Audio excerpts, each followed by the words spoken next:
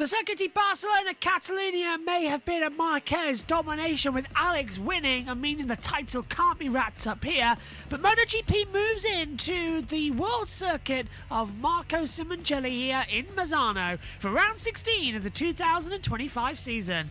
We're underway then with what's going to be a very special event. The green light is on and the first session of the weekend is underway, and the bikes will be heading out onto the circuit now. Let's check in quickly with our colleagues trackside. Just a way to, bit of a small punishment for him not do that again. A special helmet for him this weekend, designed by Aldo Drudi. We went yesterday to see the great designer. How was that?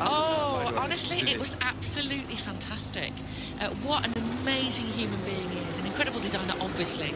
You know, we've heard about him for years. With this track, he designed all the colours around this track and also the Valentino Rossi helmets. But, you know, more than that, he's designed helmets for Johnny Ray, for Mick Doohan, lots of different riders every year. Of course, it started with Graziano Rossi, Valentino's dad. It's like a full museum there. Oh, there must be so much going on. It's the greatest room that you could ever spend any time in if you're a motorcycle fan, I think.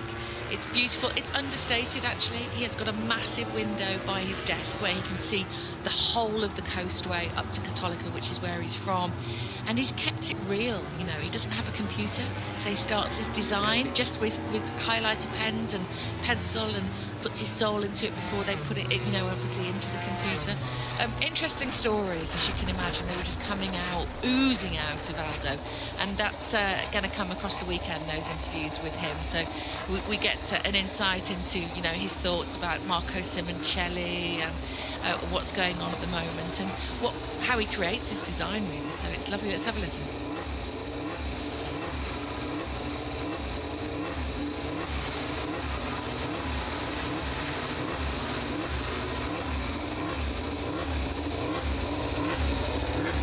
Gentle.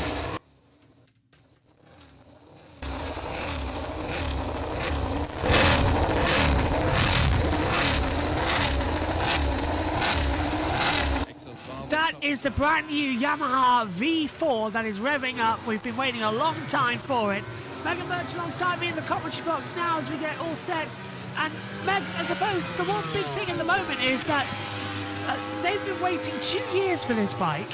It's now here, and this is going to be quite an interesting one to see if it's any good. It will be, but also, whose bike were they testing it on then? I think that was Fabi's second bike. Yeah, well, they need to change the tyres on that because of severe crack in the rear. Because you can see it going down.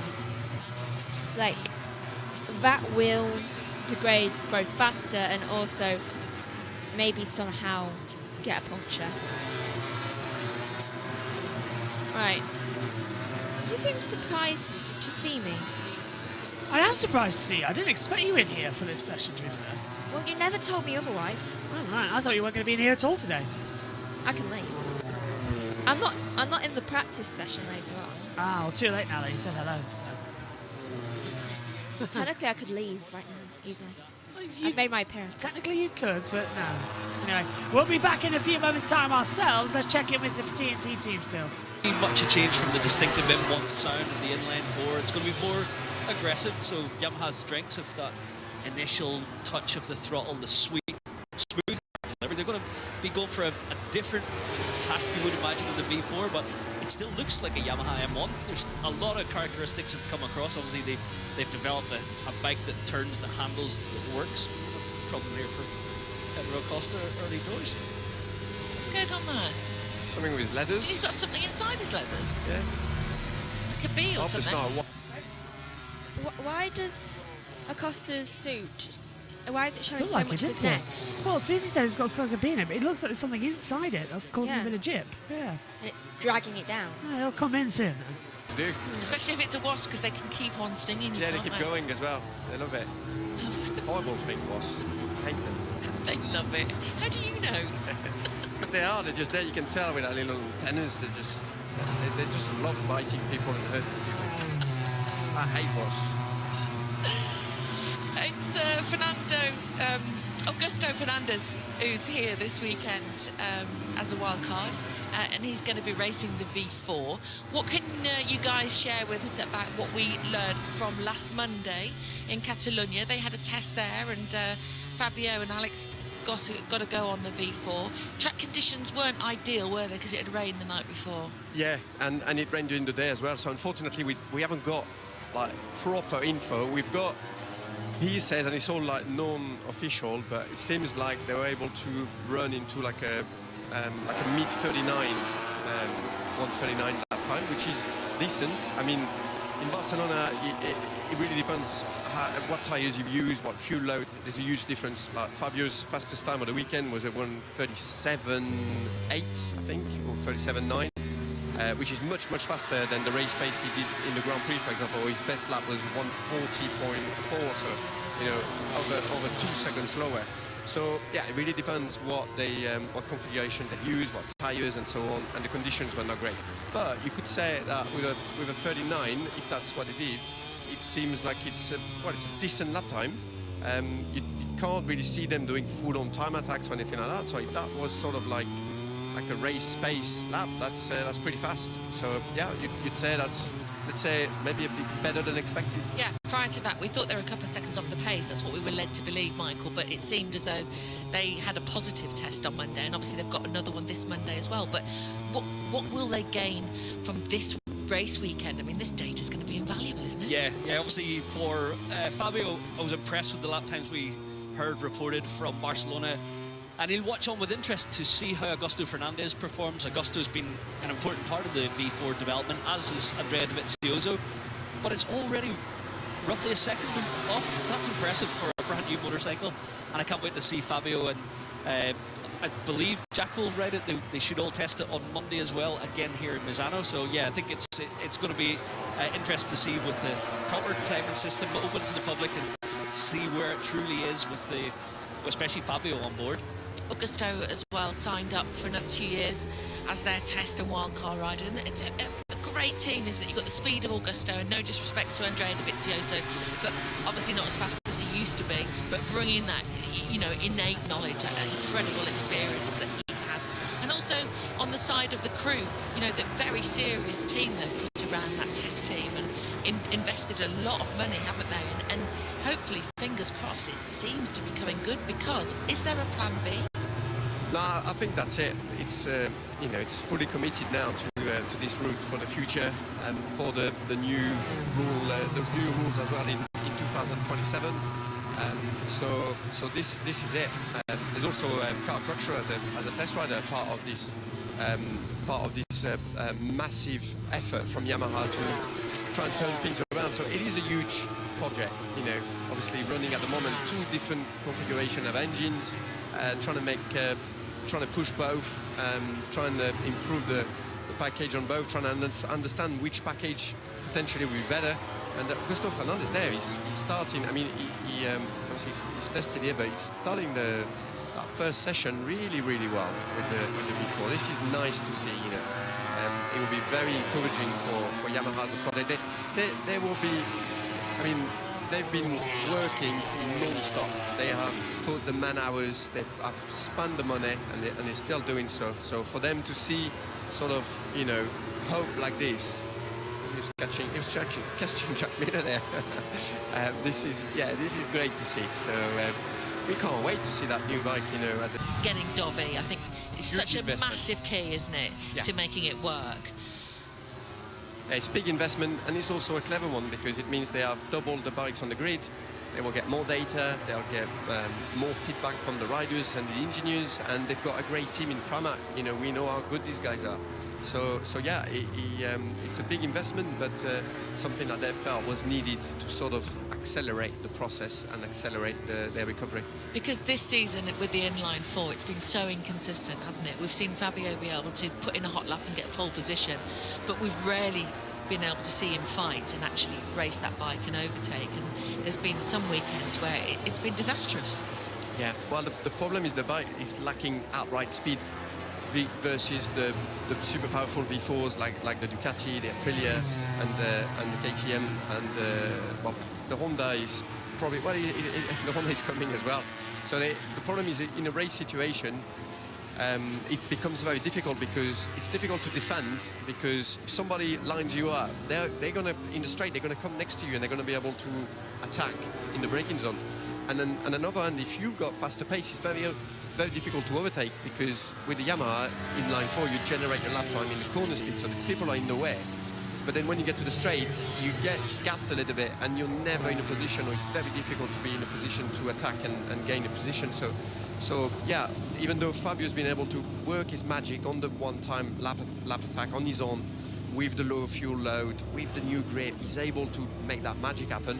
In a race situation, it becomes super difficult, and you go, if you're in a group, you get stuck and you go backwards, and yeah, before you know it, your race is it becomes very difficult. So this is the challenges that they're facing, and this is why they want to go that route V4. They want to have the power. They want to be able to fight during the races as well. We will talk about all the other riders, of course, out there in this session, but all eyes on Augusto Fernandez, and none closer than Neil and Gav, who've made it out onto the track. What you got, boys? Myself and Neil have made it out here towards turn 4. That's the riders coming through quite a fast kick turn 3, about the gap to third gear there.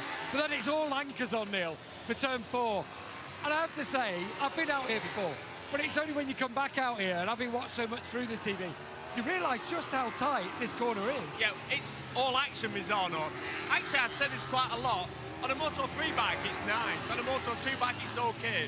On a big bike, it's a handful. And you appreciate it more when you come down here to turn 4. You can see how tight it is. The track's really narrow as well. This is an overtaking opportunity, well, we saw that last year, didn't we? Yeah, with Enea Bastianini and Jorge Martin on the last lap, there was contact. It's just the nature of this track. And we see quite a lot of the other corners. So to set a pass up, you have to set it up really early. And you actually don't get past the rider. It's more of a, like, you level them and block them. Yeah, it invites, not contact, but as you say, it invites tight passes, not just here, around the whole track. But you say it's busy, it's physical, lots of changes. I don't say changes of gear, but you just feel like you're working on the bike all the time. It's more banked than I thought, actually. That's what's interesting when you get out here. You look at it, like when you go around turn 4, it feels completely flat, but there is some positive camber. And as you can see then, as it goes through into turn 5, it's quite nice. But then that's such an important corner, turn 6, because that goes onto that middle straight. So. And if you get the drive there, then there's the overtaking opportunity is at turn 8 at La Quercia. Again, it's tight though, yeah, isn't it? Yeah, so, yeah. But that's sort of why we like this track. We see close racing. We see it's all action. That's basically the best way to describe it. Yeah, we saw Ballerton Park earlier this year. This is in a small footprint, but with a wider track, a bit more runoff. So it's just about all right. We're going to enjoy watching the rest of the session here. Thanks, guys. As we've got our timing systems back on, apologies that we were briefly off air. We've been having a few data issues up here in the commentary box. Not our issue, just the new timing screens that have come available are playing up ever so slightly. Also, there is a storm on the way. Yeah, so we've been fighting our controls, but hello, everybody. Right, Megan. Final technical European race of the year. All systems go. I'd just be glad to, in the morning, be able to actually get in the shower at a reasonable time. I have today. Well, but we've got Portugal and Valencia at the end of the year, though, so this is our last one for now. Yeah, but I kind of prefer the non-European races solely for a reason that by 9, I can get in the shower. No. Because I just have to thing on clothes from like the day before, just not sleep or sleep in my clothes for the Asia races. Which is coming up in 2 weeks' time. But Marc Marquez can't win the World Championship here. That's decided. He must do it in Japan. So this weekend, we could go on cruise control, effectively. Basically, just make sure to keep ahead of Alex and he should be good. Is he going to be... is Marc going to dominate, or is Alex now sort of on a slight comeback charge? I feel like Marc will still dominate, to be honest. And that Alex may come back a bit more in the Asia races. But what happens if Alex crashes out in both the sprint and the race this weekend? Marc still can't be champion. It's unfortunate. Yeah. So it's just a waiting game, really. As I see, Steve Parrish is on the on the Goodwood Revival stream right now. You can watch that on JB Motorsports, the Goodwood Revival watch-along all weekend. Me and the team are going to be on the call for the races. The Barry Sheen Memorial Trophy, which is race 3 and 11 of the schedule. Their practice session's about to start. And of course, Steve Parrish was teammates to Barry Sheen back in the day. 1:31.64 from Marco Bezzecchi. He's your fastest time from Di Giannantonio, Marini, Quartararo, Marc Marquez, Morbidelli, Bagnaia, Alex Marquez, Acosta, Vinales, Martin ahead of Mia, Augusto and Raul Fernandez. Augusto and Raul back in at the same time as Fernandez. And then we get Miguel Oliveira, Baschini, Brad Binder, Rins, Miller, Aldeguer, Aguirre, Zarco and Chantra down in 23rd position as well on the timing screen, as you like to see it. The big question is, I think coming into this weekend, 110% has to be, what on earth is this new Yamaha going to be? We've seen it revving up and it's out there on the circuit. They had their first test in Barcelona where, even though, this is the way I disagree with Simon Patterson. He said, oh, well, we didn't know what was what. I was watching the official timing screens from the circuit of Barcelona. I know what that times are from that V4 Yamaha. Let me tell you something. It's not there yet, but it was 2/10 quick than what the Ducatis were running over the weekend. So I think we've got a good opportunity for this V4 to come in and do well. But this bike, yes, it'll be in the 1000cc era, but it'll also be in the 850cc era in 2 years' time. So they've got to commit to this bike. I think it will be A, loud, and B, I think it will be faster than a lot of the bikes on the track. Well, it's first times in official sessions. He's a 1:31.875 as we now see Quartararo coming down into turn 1 here at Mazzano. I think it'll still be on the same level as like Ducati though. Yeah. Oh, I think the ride height having an issue there. Just looking at it. Just double checking. Yeah, the clutch pedal slipping as well on him. Just got to make sure everything's okay. His lap time cancelled for a couple of riders coming through. No yellow flags out there on the circuit. If the yellow flag does come out, we'll get told on the 4 sector times that we've got up here in the commentary box. You'll see it go yellow. If the red flag comes out, I believe they'll all go red. Is that his second bike? Yeah, it's bike 2. So we've got the normal bike that we've been racing all season, then we've got the EV4. I hope that they have changed the rear wheels. Yeah, they have, yeah. Because that was a little bit concerning. I'm wondering why there was a crack in it. Could just be an old tyre, one of the wet tyres that's here from Michelin. Yeah, but it kind of looked like, do you know how you see a crack in a wall? Yeah. It kind of looks like that. Yeah, it could be one of the Michelin wet tyres coming in. It looked like it had already been put on track. 24 minutes to go. Bezzecchi's on top. Here's Marc Marquez. Got a brand new front tyre in of soft. Oliveira's doing a red sector 2. Trying to find some time, isn't he, out there and keep up the deltas. Most of the riders right now are on a slow lap. About 7, I would say, are currently in the pit lane. Hold on. 1, 2, 3, 4, 5, 6, 7, 8, 9. 9. 9 are in the pit, yeah. That'll take a lot of time to come through then shortly as well. Our computer's having a bit of a paddy this morning. OBS had a crash. So far it's so good. As we try and work things in. Mark's first sector time's gone red, then, mate. Yeah, that's quite a good sector time. About 79 thousandths up on the times. So he should be estimated to go into first. He's now almost 2.5 tenths up on the time of what Bezzecchi has done. It's weird how we say up on the time when it's actually less time. Less time, yeah. Up on time, less time. All of it trying to come through.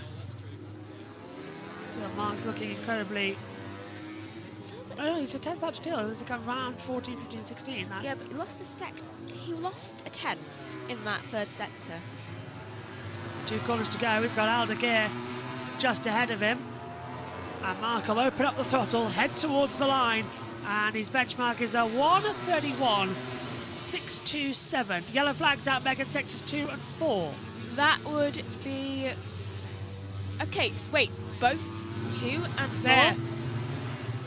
That's 7. That's Augusto Fernandez on the Yamaha factory. That's the other V4. Wait, so why is it in the last sector as well? Oliveira. Oliveira's in the last sector. And he's hit the wall. So, don't be a Yamaha, people. That's at the last corner. Oliveira's gone and dropped the front. He's okay, both okay walking away. And let's have a look how Oliveira did it first on the Prima Pramac Yamaha. Turns in, the front just dips away from him. And Yamaha 2 off in one corner. Did they just slow that down? They did, yeah. So, you're telling me that Yamaha are now doing synchronised other end of the track crashes? Or bike failures? Makes sense, doesn't it, really? We have to do everything together. Yeah, the V4's gone, as they said. That is the V4 bike as well. That was being tested with Augusto Fernandez on the Yamaha Factory Racing as a wild card event this weekend. Quartararo's got a V4. Augusto Fernandez has a V4. The V4 mainly been tested with him, and it's blown up already, then, Megan. Not the best start for a brand new engine and a brand new bike. At least it didn't fling him off. But I'm wondering why it seems to have failed so much. It's definitely still not ready to be out there, I think. Still in development, isn't it? Yeah. Quartararo, now here's the thing, just to remind people, Quartararo has a V4, but he will not be racing the V4. That's just for practice. Augusto Fernandez has the V4s and will be racing them. That's just to at update least you. try it. Yeah. So, yeah. He's trying to race them, but he can't race them. Fabi's only using a V4 in this practice session. That's what we got told. So that's it. So for the rest of the weekend, Fabi's going to be on the correct bike. He's using a V4 in this practice session. Then Fabi will be back on the V4 on Monday in the in-season test, which you can watch here on JB Motorsports. We'll have it on JB Motorsports 2, all the action. So yes, you can watch the timing screens. It's interesting because he was on a slow lap coming out of pit lane as that is Marc Marquez going wide and losing any chance of improving his lap time. You can see that Augusto was actually 2 seconds slower than everyone else doing a slow lap. On the deltas, yeah. Yeah, I'm just going to look at Jack Miller. I can't tell whether Jack Miller is doing a slow lap or a fast lap, to be honest, because I can never tell. Where's Zarko on the timing screen? It's 21st. Yeah. I need to make this a bit bigger than the MotoGP timing screen. It's up here in the commentary box. Although he's just gone up into 19. So a few deltas improving out there. As you take a look at the full timing screens available to us up here in the booth. That's Ralph Fernandez going up into 13. There you go, full timing screen. So you can see the times that Megan was on about with the last lap time and the best lap time compared to each other and the differences that are out there. Let's look. Okay, I generally, with all the other Yamahas, I generally can't tell whether they're doing a fast or a slow lap time. All I can say is that I think Augusto was doing the slowest, slow lap. Yeah. Out of all of them. Makes sense though, doesn't it? Yeah, it was probably already failing as soon as he got out there, to be honest. Sadly, that is the case. It must be something to do with how the fluid moves through the new engine. Because I can't think of anything Why it's else. choked up so quickly. Yeah. We'll get the official announcement soon about what went wrong. Because when it's in one place, it seems to be doing fine. But once it's out there on the track and actually doing some more movement, it's failing before the second sector even finishes. And lots of lap times getting cancelled now due to track limits. That's Oliveira. He was doing such a good lap time. Looking at his times, he was doing such a good one.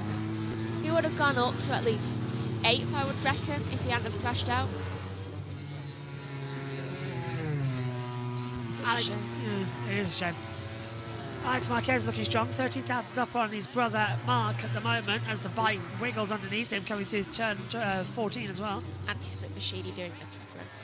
Yeah, this is going to be the weekend where that rear anti-slip machining is going to really sort of come into its own, because you spend so much time on the right side of the bike that it will actually just, if it lets go big time.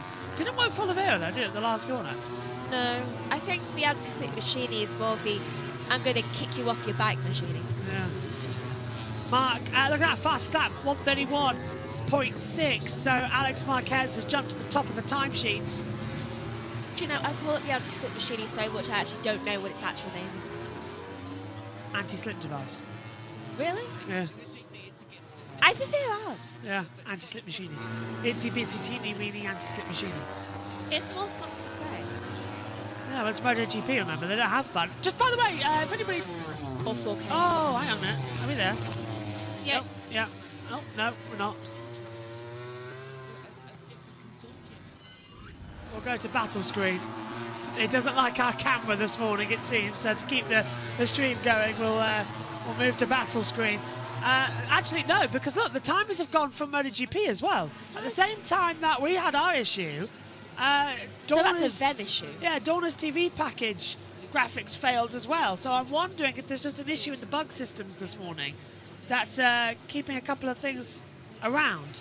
Oh, hang on. I reckon it's just timings itself that is causing all these issues, you know.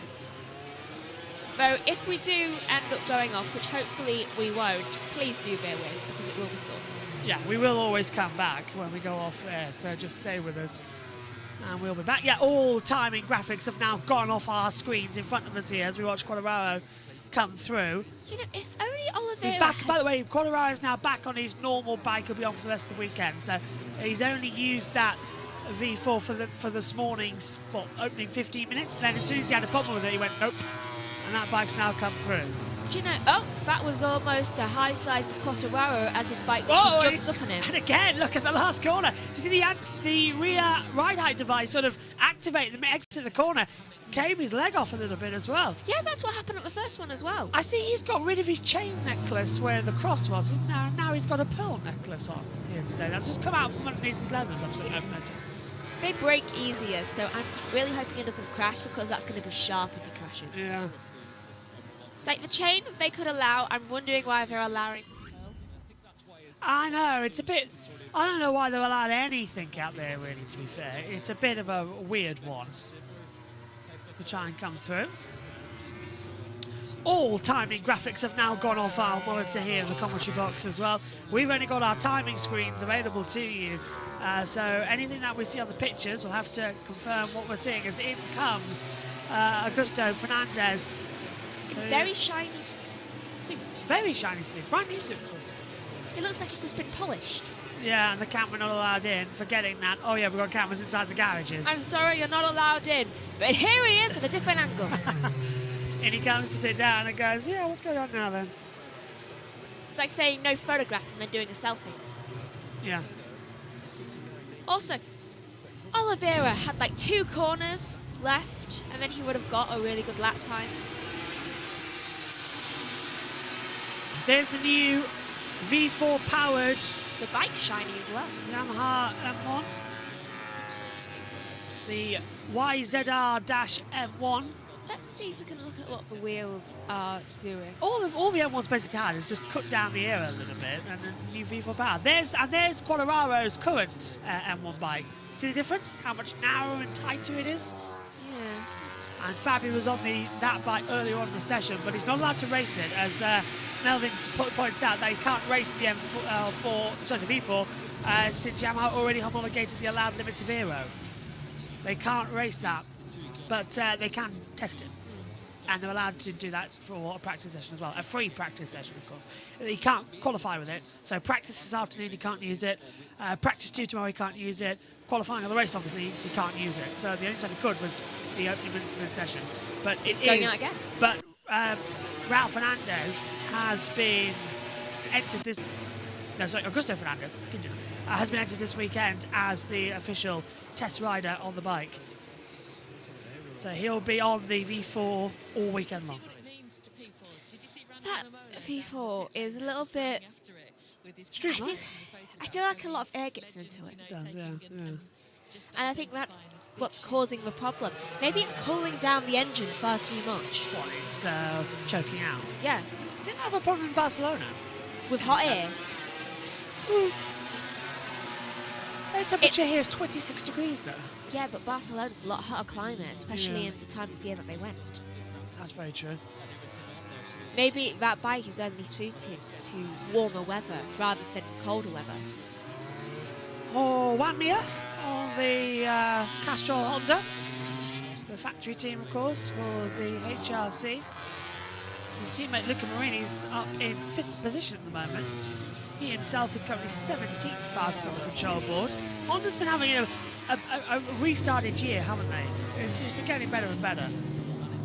Yeah, they have been getting better, but they have always had trouble with the first 2 sessions Yeah. of each weekend, and then they seem to flourish in the sprint of a race. One thing that everybody forgets is that Wanmia is actually a world champion.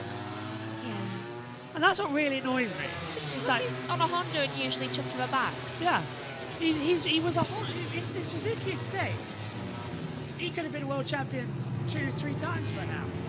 True. I reckon, actually, if Suzuki had stayed, Mia could have been a 5-time world champion. 2020, 21, when Quadraro got it. 22 and 23 with Bagnaia. And 24 with Martin. I reckon he could have been a 5-time champion. And that's just a scary thing. If Suzuki had stayed, that bike was so far ahead of the field. It was so impressive. Maybe she wants to get their plans. Yeah. Suzuki, they could have been 5-time world champions, 5 times riders champions, team champions, constructors champions, the lot. It wouldn't have been the Ducati domination we've had the last 4 years. Something tells me Ducati brought their plans. Yeah, it wouldn't surprise me, to be fair. Honda really should have brought those plans. And then, think about it, if Suzuki had stayed in MotoGP, this is completely hypothetical, we could have seen Marc Marquez riding for Suzuki, not riding for Ducati. That would have been quite interesting to see, Yeah. I think, well, one Japanese manufacturer to another. given he might win in Japan. Yeah, that would have been even better. Oh, the hypotheticals of MotoGP. I see Roman Albersinio, the HRC director, sitting in the garage. Oh, Marini was, at that last corner, completely had to check up the front tire, didn't he? He just did not want to level out at all coming out of the last corner. He's wide in 1 and 2 as well. Chantra loses his lap time at track limits. He's not even that far into his track. He's down in 23rd position. Only 23 riders in this weekend, not the 24 that we've been experiencing. No extra wildcards this weekend. Why? Well, it was only Aleix Spargo who was the wildcard last time out because it was a good event in Barcelona. Is anyone missing from here? No? So they're all back from me. As far as I know, everyone's back. 23 or 23. Good. I'm getting really tired of them injuring themselves. And usually it's off the track.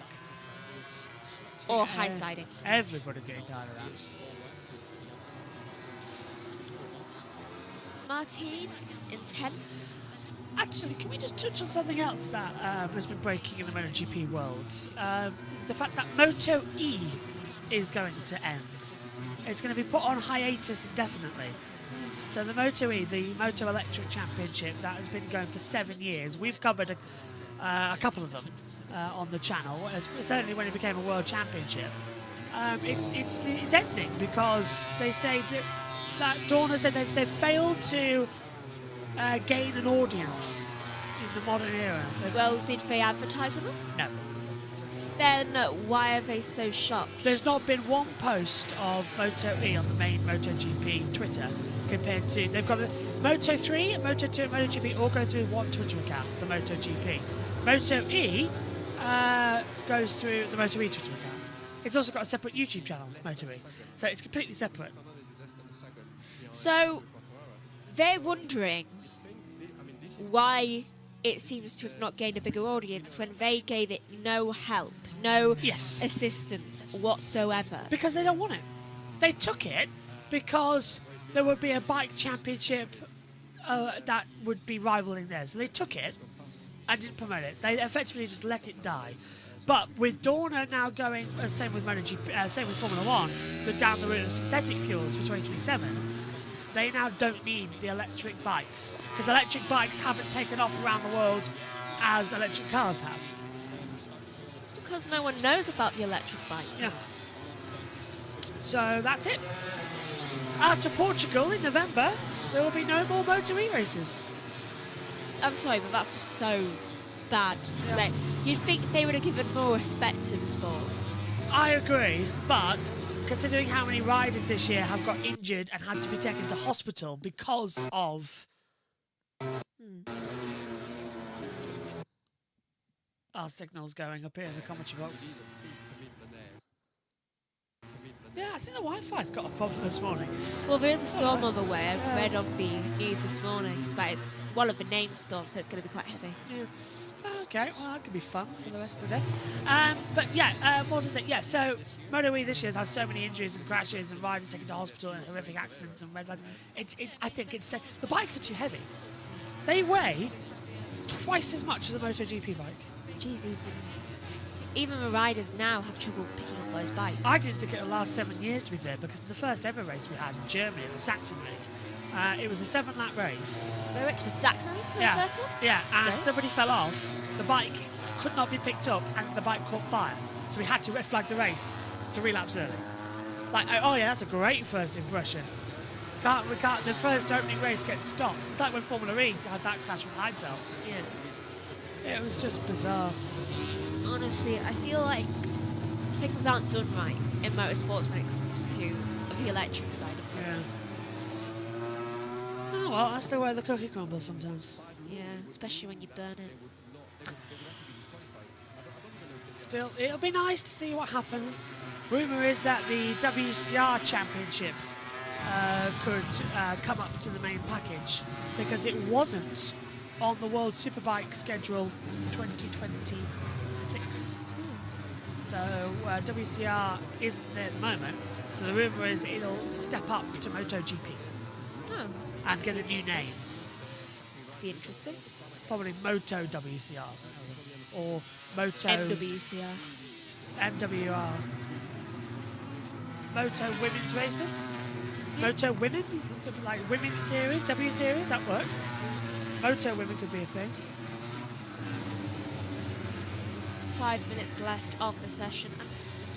I feel like I'm quite struggling in this session because I'm not... A bit chilly, isn't it? Yeah, but I'm also not feeling that great. By the way, you know how the Goodwin Revival meeting, every year the bike's getting older and older and older? Yeah. I've just looked down at the little monitor because we've got it on our screen here because it's producing the coverage. I've seen so many bikes in this Barry Shear Memorial Trophy practice session just stop. Just blow out and put oil on the circuit. It's a bit weird. Have they done proper servicing on it? Yeah. If you want to watch the Goodwin Revival meeting, if you don't know what the Goodwin Revival meeting is, it's a UK historic meeting where drivers from all over the world and riders all over the world come and race at Goodwood for a classics meeting. Don't a lot of people dress in that type Yes, of yeah, as well? yeah. I'll be dressed up tomorrow on Saturday and Sunday for race days as well. I'll be looking my best. But yeah, and we've got the team.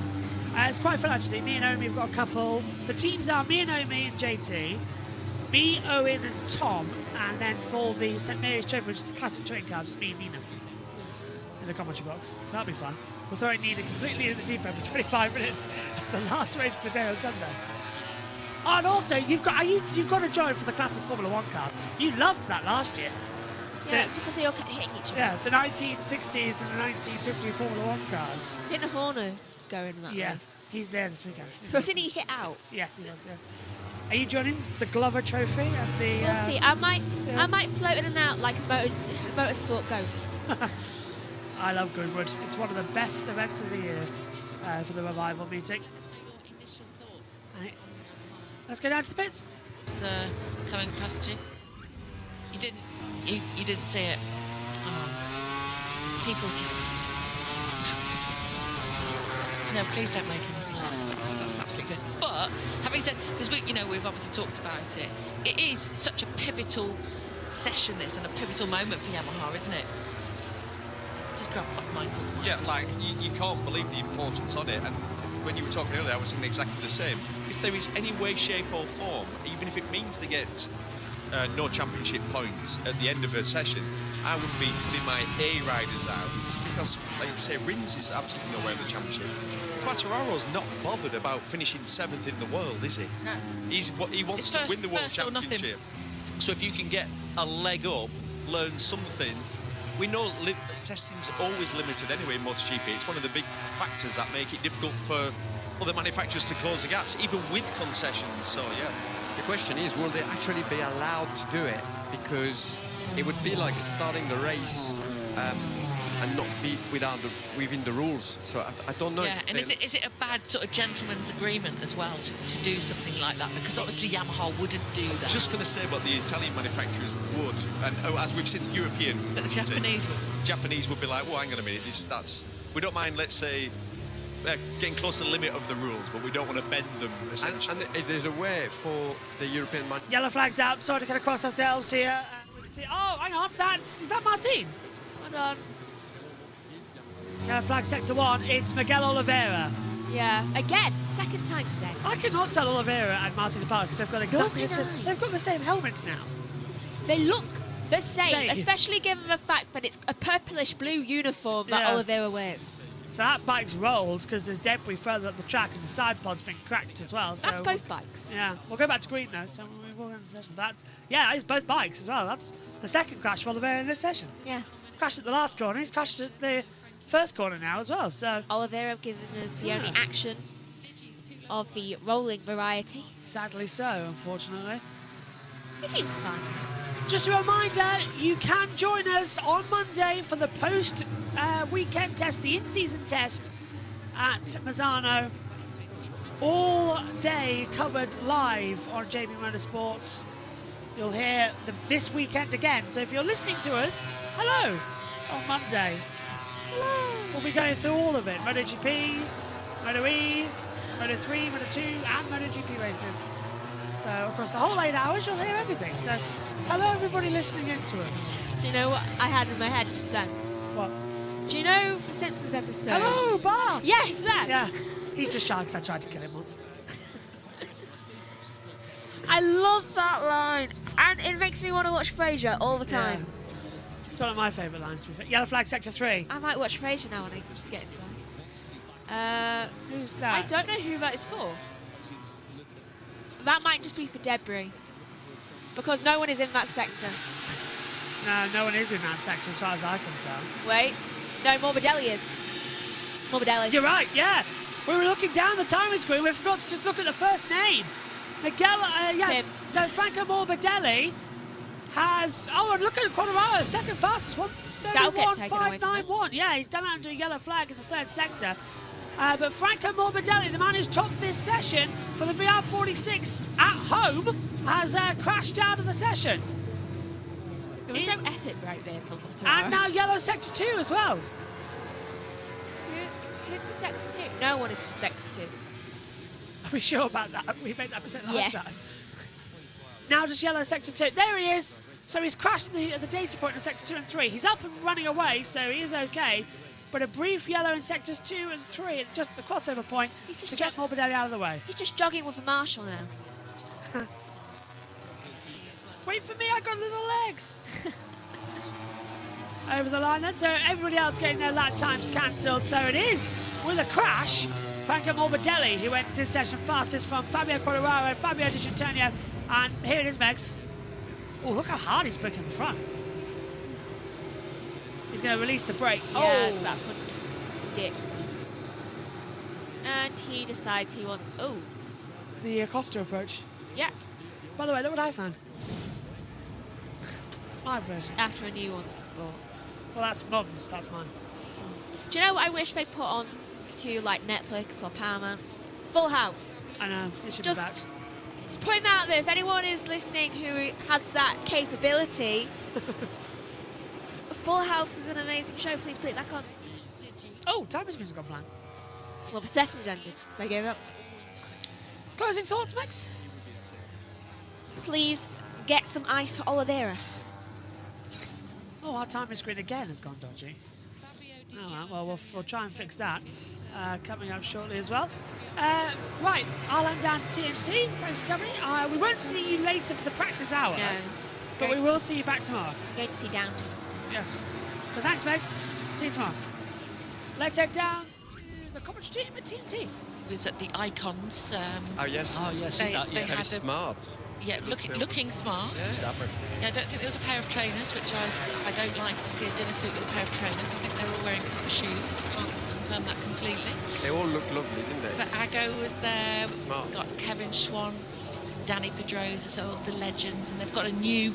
Basically, they've got a new trophy, haven't they? That they've kind of more identifiable with the new branding. So they had a lovely evening last night. Svali was back. He was racing at Kota last weekend. Cars, 4 wheels, and he won the race. I think. I'm sure he won the race actually. We'll be here helping the boys this weekend as Mark comes into the pit lane, and fifth fastest for Mark around here. He won't be too bothered about that. Misano is like a super physical track, and one where, yeah, very, very physical Misano. And we know our Mark can override the bike, and so he would have been doing his homework there. He doesn't want to make a mistake early on, and obviously he's almost got that championship mode on now. He's got to think about the championship. He'll want to wrap it up without getting hurt. And I think he wants to really, ideally, wrap it up in Japan. Yeah, but there's very little chance that it's going to happen here. He doesn't need to go all out to wrap it up here. But it won't happen here. No, unless Alex Marquez makes some errors. No, it still can't happen. Oh, it can't happen here. Even if Alex now goes to bed for 2 days, it can't happen here. All right. Yeah. Oh, I didn't realise that. Oh, he's going to get it and we'll take it in. That's it. It's likely, isn't it? Yeah. So Alex a little bit faster than Mark so far today. Luca Marini in 6th. Then KTMs, we've got Pedro Acosta there. And Bez ended up 8th for Aprilia. Ralph Fernandez was 9th. And then Jorge Martin rounding out the top 10. And Jorge Martin also just trying to, re-find the pleasure of riding a bike and getting relaxed and back into it again, Michael. Yeah, he had some really bright lights over the last few races, but it was a tougher weekend in Catalunya, so he just needs to rekindle the passion that he had when he was battling for victories. It'll come back. It's obviously still early days for him at Aprilia, still adapting to the machine and its strengths. And even we see him in the garage over the weekend, and he's still working on his rider position, so he's obviously just trying to get comfortable with it. And yeah, I think it will come. We've no doubt that Jorge Martin will win a race on the Aprilia before too long, whether that's this season or next. It's on its way. Because it's been such a long season and he hasn't been a part of it for so long, and he's been so injured, it's hard to forget that, this is a different team with a different bike, and still a lot to learn, and he's not had that much time on the bike yet. No, I must say though, I thought that in Barcelona, in Catalonia, he would have had a real good chance there after a strong weekend in Balaton Park where he came back from a long way on the grid. I thought it was going to be super strong, and also Catalonia is usually a great track for Aprilia, and it wasn't the case. So it looked like the Aprilia actually, the first thing was that the Aprilia was maybe not as as good as we thought it was going to be, because it has been a really strong track for them in the past. And then it's just running there for Frankie to go and do the starts. It is an important part. They need to practice that. Even though Neil doesn't agree with it. This is your favourite shot though. Look, they're doing your shot for you. They've listened. Above. Yeah. I see, this is the beauty of it. Then they cut away. Yeah. Too soon. I just want to see it from the top. Do it every week. Do it every week. See, when they do these shots, you can't appreciate how fast they go off the line. So we got teased with the drone, and then it took it away. It's life, I'm afraid. It's the great tapestry of life. So what are your predictions for this weekend? What do you feel? What in your water is going to happen here? I think the VR46 boys are going to be all out. I think Fabio is going to potentially do well, because it's not really an engine track around here. So if they manage to have that grip and, most importantly, keep it in the races, was a big surprise for me, Fabio and the Yamaha package in Catalonia. I did not think that he was going to be able to, one, qualify like he did, two, even more keep his race rhythm like he did and get on the podium in the sprint. I mean, really. On such a low grid track, they did really well. So they are sort of putting it all back together at the moment. And Pedro's in a purple Pedro patch at the moment, isn't he? Yeah. Could have a good shout of a podium around here. Yeah, he looked good in Catalonia and obviously chose the wrong tyre in the main race there and went backwards a little bit. But yeah, he's fired up. Obviously, it's a return to form all round for KTM, and this track should suit the boys in orange. And I think I agree with Sylvain. I think the VR46 boys are going to come out swinging, both fired up to be strong at home. And Fabio, pre this weekend, sounded really confident that he could be competitive here on the inline 4, and obviously looking forward to testing that B4. So I think we could have a good weekend set, and I look forward to seeing Enea Bastianini on current form and what he's done around here in the past. I think he'll be very strong here on the KTM with his new crew chief. Yeah, this is a great track for him, but you know, that session possibly not fantastic, 950. We know it's a slow build normally for Enea, but obviously change of crew chief. Weirdly, 2/3 of the way through the season. Yeah, Steve Day did let me know it's Javi Palacin who is his new crew chief. He's previously worked with KTM more in the Moto3 development.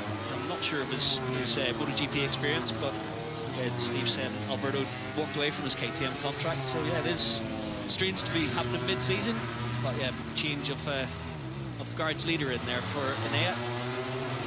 Yeah, great shame when you've had that trusted partnership that's worked so well, so beautifully for so long.